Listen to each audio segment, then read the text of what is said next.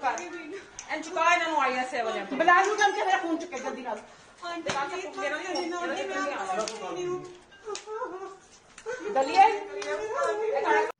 बिस्मिल्लाहिर्रहमानिर्रहीम अस्सलाम वालेकुम।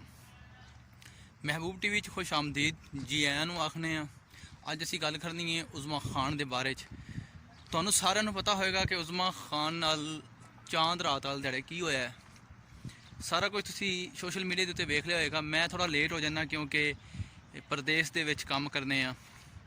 17 घंटे ड्यूटी है, ठीक है। तो वेख ली दी है खबर, लेकिन वीडियो बनाने का टाइम नहीं लगता। फिर बिचों दा दप्पा ला के वीडियो बनाने का टाइम लगता, तो मैं क्या चलो हुण बना दईए तुहाडे वास्ते वीडियो उज़मा खान वास्ते। जिहड़ा पहला पॉइंट है मेरा पहला पॉइंट तुसीं नोट करना है कि रमज़ान अल मुबारक दे विच वो औरत इतकाफ ते बैठी अपने घर। सब तो पहला जिहड़ा उन्होंने मुबारकबाद देन जांदा है वो ना महरम गैर मर्द है। पॉइंट तुसीं नोट कीती जाना है। अगर मैं गलत होवां तो थल्ले कॉमेंट सैक्शन में मैनूं जरूर दसना है कि महबूब भरा तू इत्थे गलत गल कीती है, तो मैं अपनी गलती तस्लीम भी करांगा, ठीक है। पॉइंट 1 के नाम महरम उन्होंने चांद रात वाले दिहाड़े जदों इतकाफ तो उठती है तो चांद रात वाले दिहाड़े नाम महरम उन्होंने मुबारकबाद देने जाता है इतकाफ तो उठन दी, इतकाफ बहन दी। मैं पूछना कि एक नाम महरम दे मत्थे लगना इस्लाम दे किहड़े कानून च लिखिया होया, कित्थे लिखिया होया कि इतकाफ तो उठो तो मर्द उठान। मर्द ना तेरा भरा है ना तेरा खावंद है, कुछ भी तेरा नहीं लगता, वो तेनू इतकाफ की मुबारकबाद देन क्यों आया। नंबर 2 जरा दूसरा पॉइंट है, ये भी तुसीं नोट करना है। मेरा दूसरा पॉइंट ये कि वो जिहड़ी उहदी उस्मान दी बीवी है, उहदा मैनू नां नहीं जो प्याम नाम मैं भुल गया। वो मसला हो के यानी कि बंदे नाल लैके उहदे घर जांदी है, चार दीवारी फलांगदी है, औरत हो के औरत दे वीडियो बनाती पई है। उन्होंने किहड़े ने किस बंदे ने या किहड़े कानून ने उन्होंने इजाज़त दी कि वह वीडियो बनावे, उस वीडियो नूं सोशल मीडिया के उत्ते फैलावे। तेरी इज्जत है, उसकी इज्जत कोई नहीं। चलो उन्हें तो मूँह काला कर लिया, तो तू की करती पई है। पॉइंट तुसी सारे मेरे नोट रखने ने। अगर मैं गलत होवां तो तुसी मैनू जरूर दसना है कि महबूब तू इत्थों गलत है। ये दो पॉइंटां ते मैं गल कीती। हुण मेरा जो अगला पॉइंट है भरावो, तुसी वो भी नोट करो।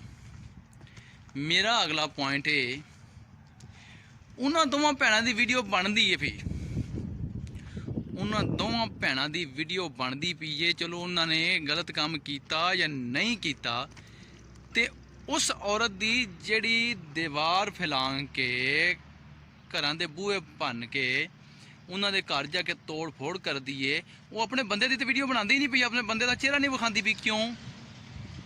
वजह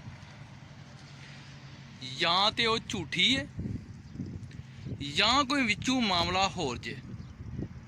3 पॉइंट मैं नोट तुहानूं करा दित्ते। चौथा पॉइंट, रियासत मदीना के ख्वाब विखाण वाले साडे हुक्मरान, साडे वोटां ते जाके कुर्सियां ते बैठण वाले रियासत मदीना के ख्वाब विखा के हुण आप सौ के रियासत मदीना के ख्वाब वेखदे ने पे, या रियासत मदीना जिहड़ी है वो वड्डियां जिहड़े ने अपना, मैं उस उन्हां दा नाम नहीं लेना चाहता क्योंकि गरीब बंदा प्रदेश च रुलना पिया काम के सिलसिले च। छोटी जी गलती की वजह तो भी मेरे नाल उत्ते थल्ले हो सकता है। जिहदी बेटी सी, मैं इन्ना ही कहांगा, जिहदी वो बेटी सी जिहड़ी वीडियो बनाती है, जिहड़ी दीवारां फैलांदी है, कंधा टप के उन्होंने घर जाके उन्होंने इज्जत पामाल करती पई है सोशल मीडिया के उत्ते। उन्होंने जेब में रियासत मदीना या सानू बस रियासत मदीना का एक लारा लाया गया। एक तो असी गरीब नौजवान नस्ल इत्थे प्रदेश च रुलन ते मजबूर हाँ, ठीक हो गया। रियासत मदीना ने कोई एक्शन लिया ਜੇ ਉਹਨੇ ਪ੍ਰੈਸ ਕਾਨਫਰੰਸ ਕੀਤੀ ਏ ਉਜ਼ਮਾ ਖਾਨ ਨੇ, ਤੇ ਉਹ ਪ੍ਰੈਸ ਕਾਨਫਰੰਸ ਵੀ ਨਿਊਜ਼ ਚੈਨਲ ਤੇ ਨਹੀਂ ਆਈ। ਉਹਦੀ ਵਜ੍ਹਾ ਸਭ ਤੋਂ ਪਹਿਲੇ ਤੇ ਉਹਨੂੰ ਨਾ ਮਹਿਰਮ ਨੂੰ, ਗੈਰ ਮਰਦ ਨੂੰ ਮਿਲਣਾ ਹੀ ਨਹੀਂ ਚਾਹੀਦਾ ਸੀ। ਇਹ ਚਾਂਦ ਰਾਤ ਹੋਏ ਕੋਈ ਵੀ ਹੋਏ, ਉਹਦੀ ਗਲਤੀ ਹੈ। ਠੀਕ ਹੋ ਗਿਆ।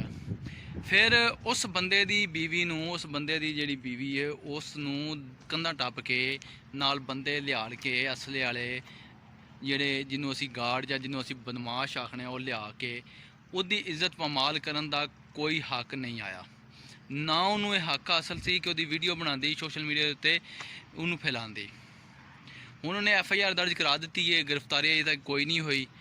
ਤੇ ਉਮੀਦ ਹੈ ਕਿ ਰਿਆਸਤ ਮਦੀਨਾ ਦੇ ਜਿਹੜੇ ਹੁਕਮਰਾਨ ਨੇ ਇਸ ਤਰ੍ਹਾਂ ਨਹੀਂ ਸੌਂਦੇ, ਹੁਣ ਉੱਠਣਗੇ, ਜਾਗਣਗੇ, ਜਾਗ ਕੇ ਰਿਆਸਤ ਮਦੀਨਾ ਦਾ ਹੱਕ ਅਦਾ ਕਰਨਗੇ ਤੇ ਉਹਨੂੰ ਜ਼ਰੂਰ ਇਨਸਾਫ ਮਿਲੇਗਾ। ਚਾਹੇ ਉਹ ਗਲਤ ਸੀ, ਚਾਹੇ ਉਹ ਦੋਵੇਂ ਪਾਰਟੀਆਂ, ਜਿਹੜੀ ਪਾਰਟੀ ਗਲਤ ਹੈ ਉਹਨੂੰ ਜ਼ਰੂਰ ਇਨਸਾਫ ਮਿਲੇਗਾ।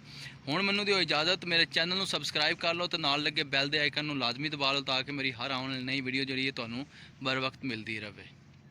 अल्लाह ने के बान, पाकिस्तान जिंदाबाद।